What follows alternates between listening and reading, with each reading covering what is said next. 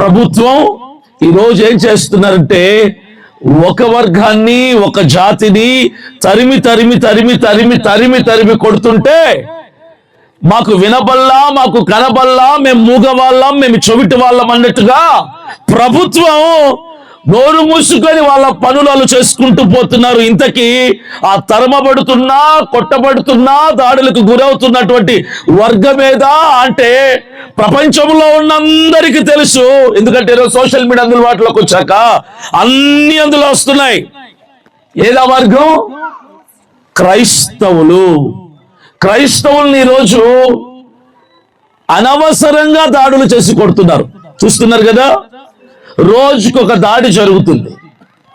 ఎప్పటి నుంచి దాడులు ఎక్కువయ్యాయంటే గత ఎన్నికల్లో ఒక అవకాశం ఇవ్వండి, నేను క్రైస్తవునే, నా భార్య క్రైస్తవురాలే, నేను కూడా క్రిస్టియన్ స్కూల్లో చదువుకున్నాను, ఒక్క అవకాశం ఇవ్వండి అని అడిగినటువంటి ఒక సినీ హీరో పవన్ కళ్యాణ్ ఏమన్నాడు? నేను క్రైస్తవునే అన్నాడు.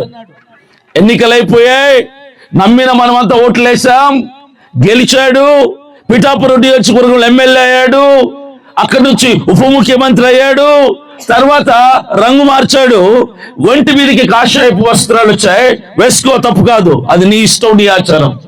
ఒంటి మీద కాషాయ వస్త్రాలు వచ్చాయి, మాట ఒక మతానికి ఒక వర్గానికి మాట్లాడడం మొదలు పెడుతూ కొన్ని లక్షల మంది జనం ఆయన ముందుంటే ఆ స్టేజ్ మీద నిలబడి మైకులో ఆయన మాట్లాడిన మాట ఈరోజు క్రైస్తవుల మీద ఇన్ని హింసలు దాడులు జరగటానికి కారణమైంది.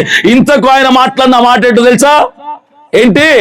I am unapologetic Sanatani Hindu అని ఆయన మాట్లాడిన మాట అప్పటి నుంచి మొదలైంది. మేము సనాతనులం. ఇక్కడ క్రైస్తవుడు బతకటానికి వీలేదు, క్రైస్తవుడు పరాయివాడు. మాట్లాడితే విదేశానికి వెళ్ళిపోండ్రా అన్న స్థితికి వచ్చింది ఈరోజు. ప్రశ్నిద్దామంటే ఎవడికి పుట్టారా నువ్వు అంటున్నారు ఈరోజు. గట్టిగా నిలదీద్దామంటే ప్రభుత్వం ఏమంటుంది తెలుసా?